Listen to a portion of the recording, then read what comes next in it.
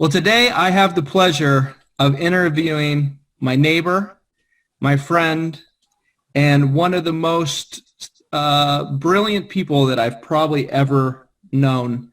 I have the pleasure of interviewing Vasant Jadhav, and he is the Vice President of Research at Alnylam Pharmaceuticals in the heart of downtown Cambridge, also known as Kendall Square.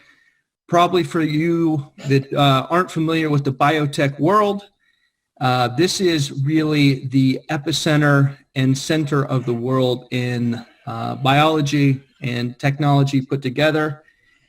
And I'm basically just giving you an interview of what we discuss on probably a weekly basis in our yards. This is coming live from Sharon. I have the pleasure of speaking with Vasant on a regular basis, and his knowledge about science and gene therapy and where we are in this COVID-19 world. And I value his opinion more than anybody. So thank you, Vasant, for joining me here. Thank you, Eric. Hey, thanks for those very kind words. You're one of the most creative and multifaceted people that I know of.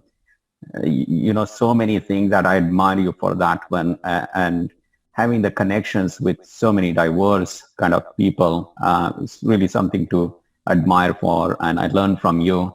So happy to be here. As you mentioned, I work in biotech. My background is in molecular biology.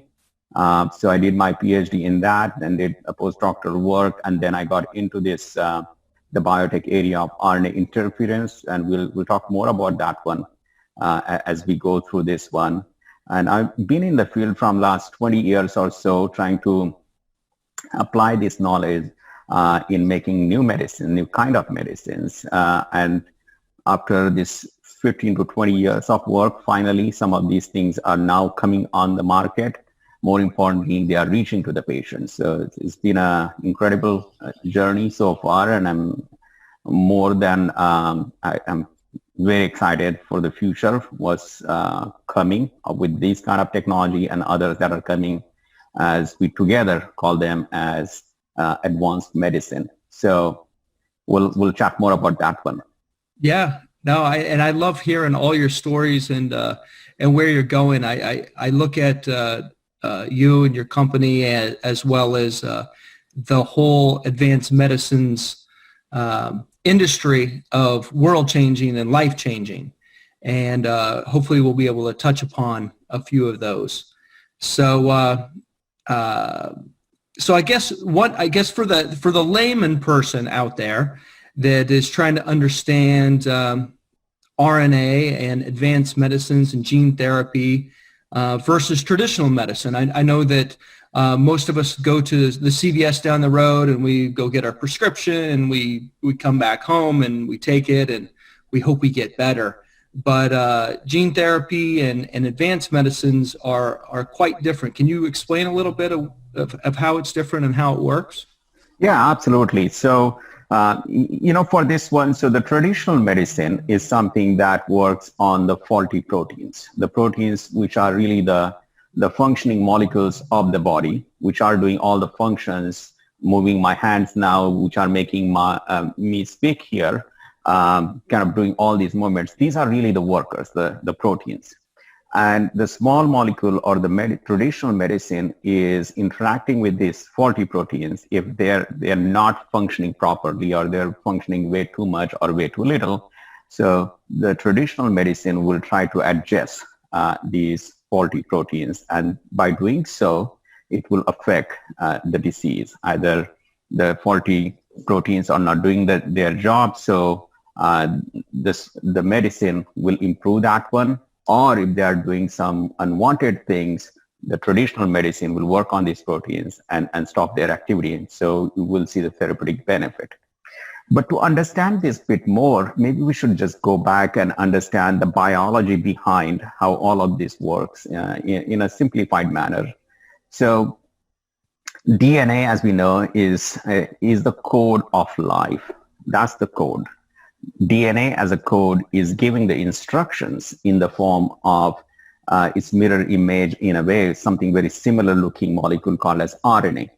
So DNA as a code giving instructions in the form of RNA, and these instructions are then read, and from these proteins are made. And as we discussed before, proteins are the ones which are the workers, which are really the ones which are making the functions of the body go. So you have DNA to RNA to protein. One is the code, RNA is the messenger in between, and the proteins which are made from this recipe are the ones which are doing function. So with this flow of information, the traditional medicine works on the last step, which is the proteins. And the proteins, as they do their function, and in some cases in the code, if there was some sort of error that is happening, and that is transmitted in RNA, and RNA is putting that into the proteins. Now, the advanced medicines are working upstream of the traditional medicines. So advanced medicines are generally the ones which are involving genes or cells as such. So they work at the DNA level or the RNA level or the whole cell level. So let me give an example about the technology that I am working on. So the technology that we work on is called as RNA interference. And as the word says, interference, we are going after this middleman between DNA and the protein, this messenger in between, which is the recipe coming from the code to make the proteins. So rather than going after the faulty proteins, why not go to the intermediate, which is RNA, and act on that one? And by doing so, you're really trying to stop the production of the faulty proteins or minimize that number. And by doing so, it can really be very effective. And now the important part of this one is the RNA or the DNA are made of only 4 code letters.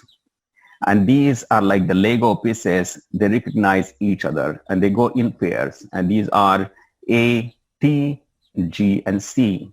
So A will match with T, G will match with C. So this is how they kind of interact with each other. A will not go with G, or for that matter, the T or U will not go with C.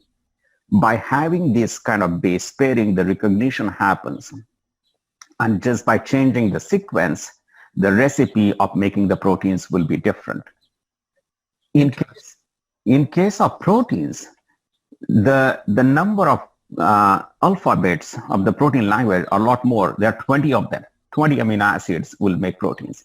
So the complexity of proteins is huge. They are doing so many different functions, and there are so many sizes and shapes of the proteins that for every one of the protein, if you have to make a traditional medicine, it's a project on its own. You have to make it for that one specific protein, a specific drug, and the characteristic of that drug will be unique to that protein. Now, come back to the RNA. As I was saying before, RNA is only made of these 4 letters, and its physical shape, in a way, is similar. The difference is the sequence in which these letters are arranged. And so it makes it a bit easier to go after RNA if you know how to target RNAs. So, for example, if there is an RNA as the instructions to reduce the cholesterol levels, then I can go after that one by designing a specific sequence that matches to the RNA that is responsible for the cholesterol. But then if we change and say, well, I instead of that, I want something for hemophilia. For example, the clotting factors are not functioning properly. So in that case, I'll change the sequence of our drug and go after the clotting factor mRNA. So once you develop the technology, then in comparison to traditional medicine, we can go after these things in a more systematic manner. We can learn a lot from what we have developed before. And in a way, we can make it more kind of a personalized medicine. So if one person has a particular change, you can make it more for that particular gene or that mutation or that change in that RNA. So So that gives that power of making more of a personalized medicine by working upstream. And the second thing it also gives is incredible potency. These kind of medicines have very long-lasting activity. For example, the one that we have now, the phase 3 data, is single injection given every 6 months or so will reduce the cholesterol by more than 50%. Now compare that with the traditional medicine. Many people take Lipitor, including me. I take it every day. Every day you have to take this tablet, and it may not reduce it by that kind of number. So those are the kind of differences that are coming with this kind of advanced medicine. Wow, no, that's incredible. I mean, when I hear you talking about the 4 letters and converting it to the 20 different was it 20 different strands of protein? It sounds like in some respect you're almost writing someone's song for someone, because you start with your 4 original letters and you convert them into, okay, let's test this out, let's play with this, but now let's actually write. I mean, in a scientific way, obviously this is a lot different than music per se. Right. But you're writing the song for every single person, and this particular person only needs to hear the song once every 6 months, opposed to every single day. Right. I know that's an awfully different version of breaking this down into layman's terms, but I think at some point that's how I would kind of hear it. Right. But so, that was an example about the technology that we are working on, the RNA interference. But when we think about the advanced medicine, as we were saying before, it works upstream, meaning not at the protein level, but before that at the RNA level or the DNA level. And there are a number of technologies which are coming in addition to ours, the RNAi, in this field. So the one that I talked about was RNAi. Then the other one is gene therapy. For example, if there is a faulty gene that is not doing the function, meaning it is not coding for a specific protein that is required for good activity. And take an example about, again, the clotting factors. In hemophilia, some of these clotting factors are not functional. So what do? With gene therapy, you will provide the DNA that codes for this clotting factor to the person. And now, instead of taking the protein every week or less, now you will give this gene therapy, which is in the form of taking a different virus, the virus that will not cause problems in the humans. But this virus is now engineered to produce a clotting factor. So beneficial factor is now added into this virus, and that gene then will code for the clotting factor. Now you can imagine that you can do these things for other ones. Very recently, there was approval for a drug called Luxturna. And in this case, this was against blindness. There are kids who are losing their eyesight because there is a faulty gene in the eye. So by using gene therapy and by giving this in the eye, they regained their eyesight. I mean, it's an incredible story that one can achieve these kind of things. So gene therapy is an example of advanced therapy, RNAi, that I talked about. The other that we are hearing quite a bit in general that has captured people's imagination is CRISPR. So CRISPR is this new technology that has come up in last few years. And the basic principle of this one is the ability to change your genetic code, meaning the DNA code that we all have, every person has their own, slightly different for each other. That's what makes we all a little bit different from each other. And that code in a subtle way can be changed by this technology called as CRISPR. And this really captures people's attention and imagination, because you might imagine, instead of gene therapy, giving that virus and producing that clotting factor, why not try to fix the gene within the person himself or herself, right? So that is the potential of CRISPR. You're essentially looking for designer genetic code or genome by finding the things that you're looking for. And so that would have applications. It's in early stages right now. The clinical trials have started that as well. So there is CRISPR, there is gene therapy, there is RNA interference. And another example is cell therapy, in which, and this is more coming into the field of oncology or in cancer, that the tumor cells are very tricky. They know how to deceive the host in a way and really take all the resources for themselves. They only have one thing they want to do, and which is just replicate or just make more of themselves. So our body is also evolved to recognize these things. But tumor cells have provided some kind of breaks. They tell body that nothing is wrong, it's okay, there is nothing foreign that is going on here, and they keep our immune system at bay. They don't let it attack.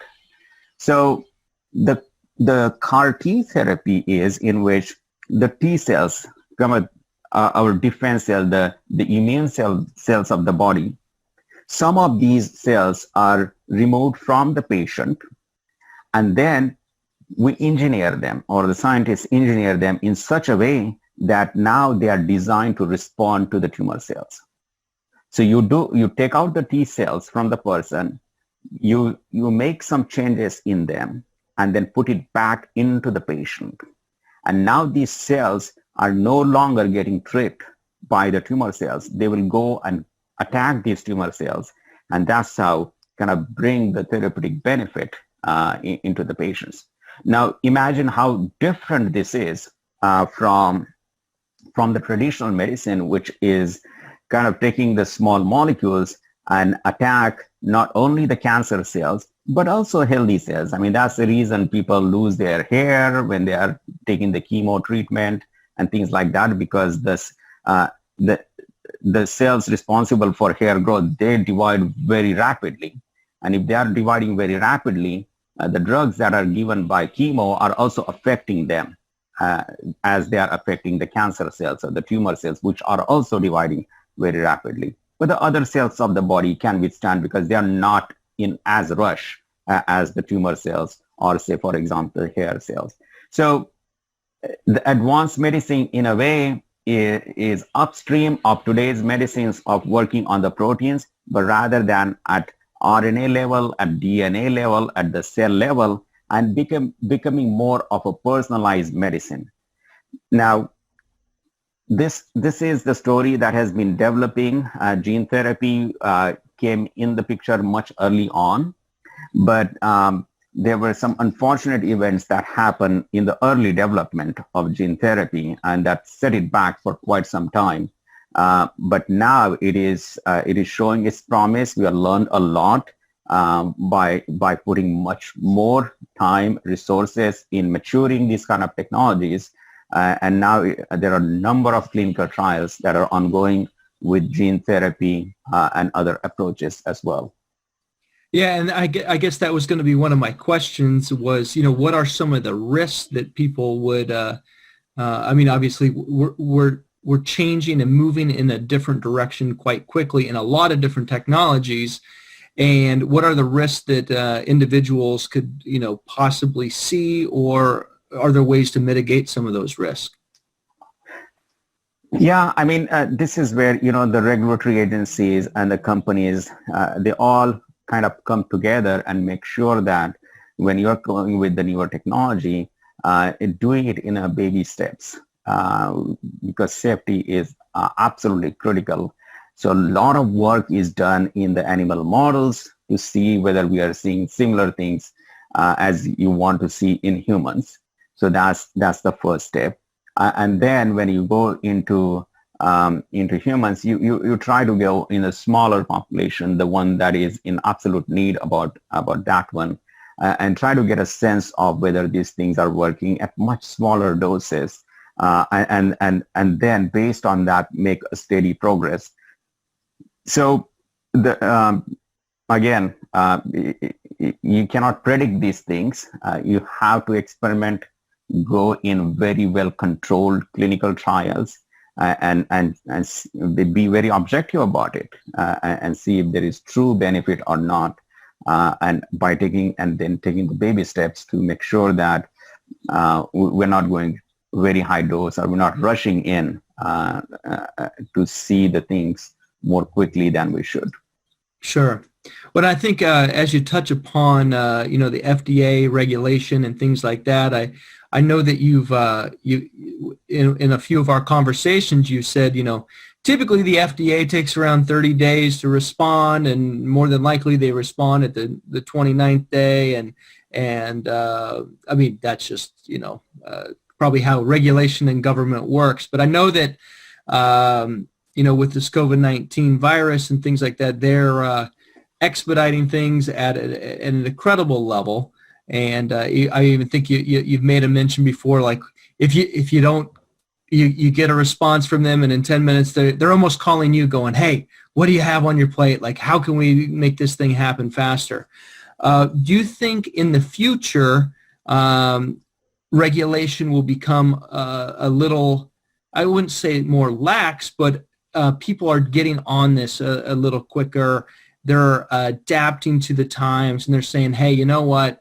These companies are really changing the lives of many so quickly that things can be done more rapidly." I mean, I know, and I've heard over time, I mean, I can think back to my father when he was on experimental drugs, fighting 10 years of his life with cancer. Many of these things, I really think he probably would have lived if things would have happened quicker, and or at least had a better chance of living potentially longer. But do you think that regulation, the FDA, and some of these regulatory agencies will start to expedite things at a better rate, or start to see this as more importance? Yeah, I mean, Eric, even before this COVID era, in a way, FDA has made those shifts, and we have seen in last few years the number of approvals and the time it took for the approval of these drugs has shortened significantly, and so there is that realization that we should make things move as quickly as possible, but also very responsibly, because the critical thing for FDA is not only to get the therapeutic benefit, but make sure the safety is there with these drugs. And so the companies, which are called sponsors in this case, and the regulatory agencies have to find the right balance of finding the safety as well as the benefit with this drug. And so that is I think is already happening, but there is a certain speed in which we'll have to move, taking both things in hand. COVID is a different beast altogether. I mean, we are in an unprecedented situation where you have to work and act now. I mean, obviously safety is paramount importance, but at the same time, the timing is so critical here. If you don't act, we're at the risk of losing so many people. And so you have to take calculated risk in this case, because the situation demands like that one. That obviously won't be the case for other things where you have to go in a methodical way. Now, when a company interacts with FDA, they might feel like, oh, it is taking time, but we also should realize that, for that example, FDA or any other regulatory agency, they are getting applications or requests from thousands of companies, and they have to respond to all of them. Sure. Right. Sure. So they are customer. I mean, in a way, they are not just responding to the one, but so many other ones, and prioritize among them and see where they are seeing the benefit and the risk and things like that. So I think they're trying to do as well their job. But as it happens with the situations like what we are going through right now, there are some silver linings from, I mean, we might, just the example like this one that we are doing. I'm not sure we would have thought about having a meeting like this one in the backyard over Zoom. We might have done it maybe differently, right? We're Yeah. finding that, these things can be incredibly effective. Um, you can be working from home and still get it done quite a bit of stuff. I mean, obviously, if you have to work in the lab, that's a different story. But there are many things that you can do very productively by not necessarily being in the office, the commute, this and that. And that's kind of a simpler example, but one of the ones that I heard somewhere in one of the podcasts was how the Social Security kind of came about. That it was a time when in a way the industrialization and people becoming dependent on their jobs, and when you retire, now what? Now your salary is not coming. What are you going to depend upon? So the big events like this hopefully bring big changes in our lives, and the positive ones that we can take from these ones. And one of them would be some of the ways regulatory agencies as well as companies that work to find ways to reach to the patients as early as possible. As you were giving the example of your dad, and I bet that's the thing we think about when we go to the lab, that every day if we don't do something or don't do it on time, that's the day you are delaying reaching to that patient, and that day counts.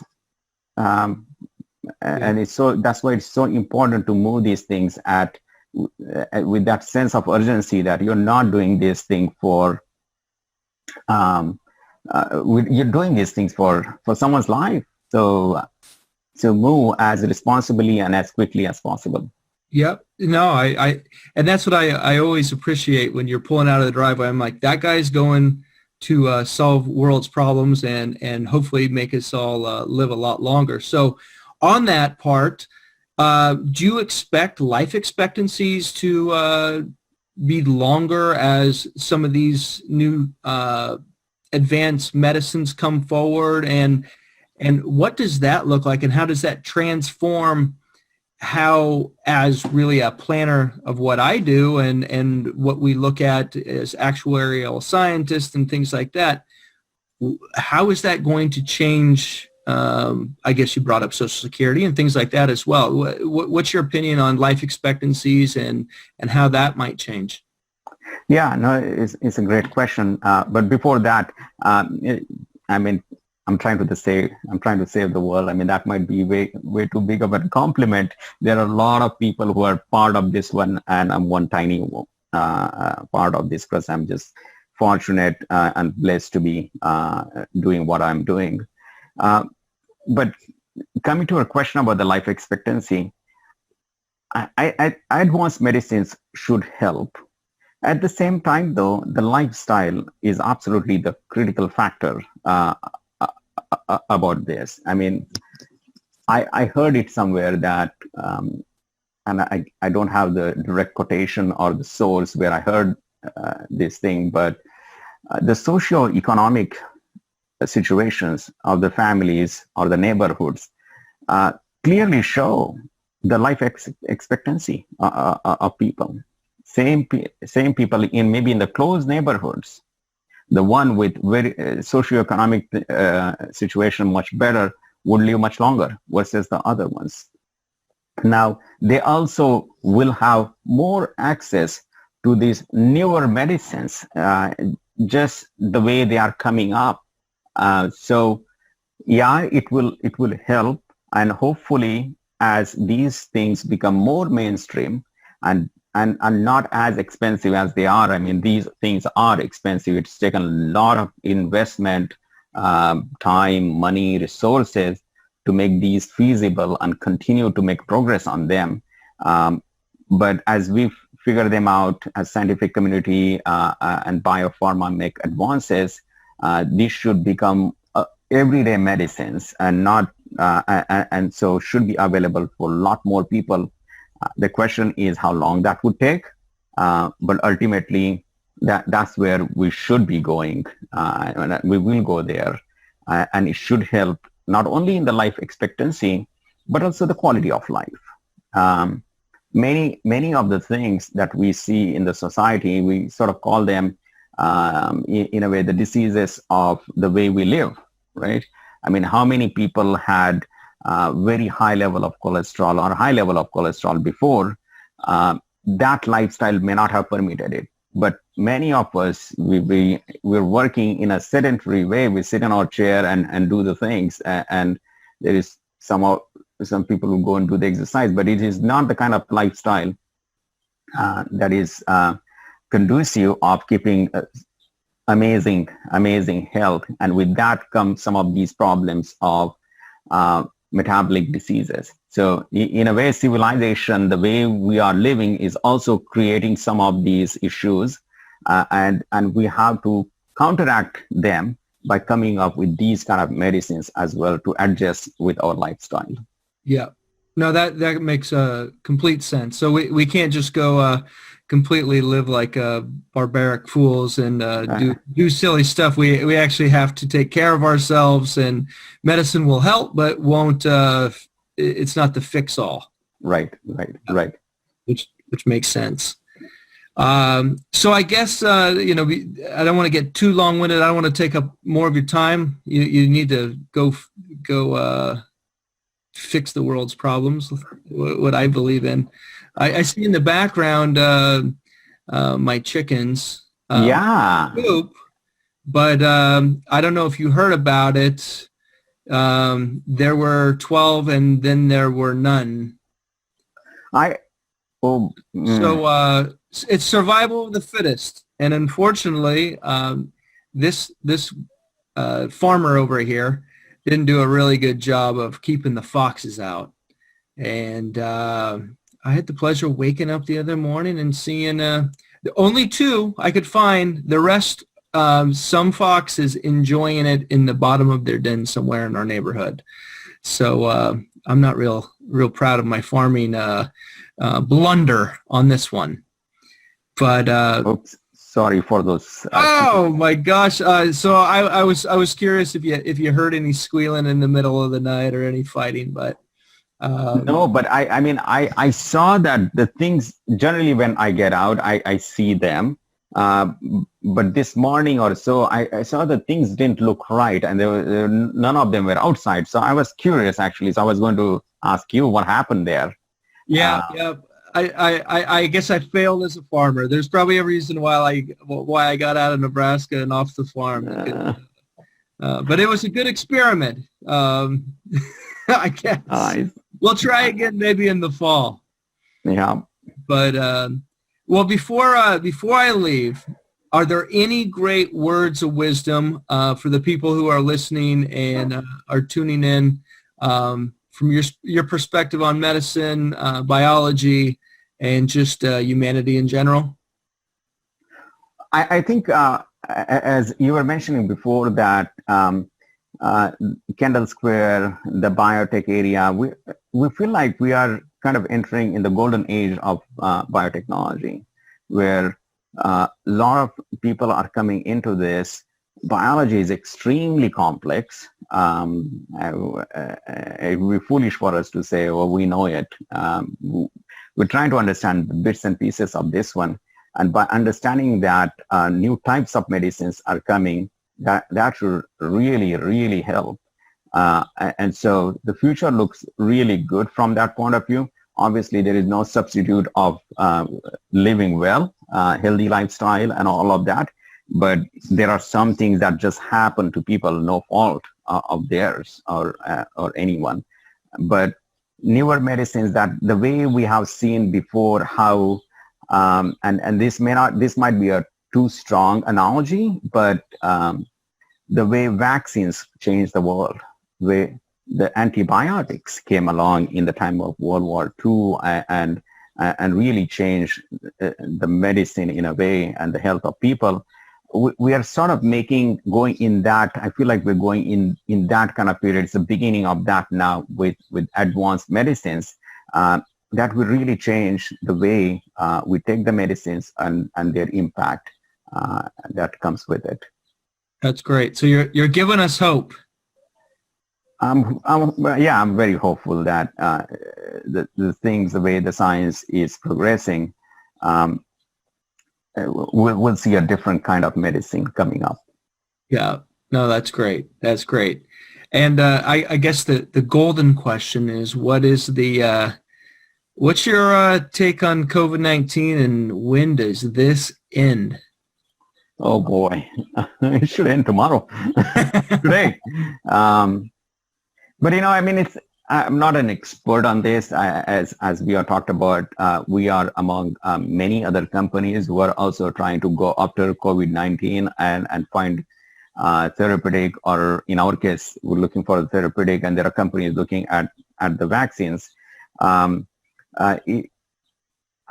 think with the number of approaches which are going after this disease, and the early data that is coming along suggests it might be amenable to the therapeutic or vaccine treatments.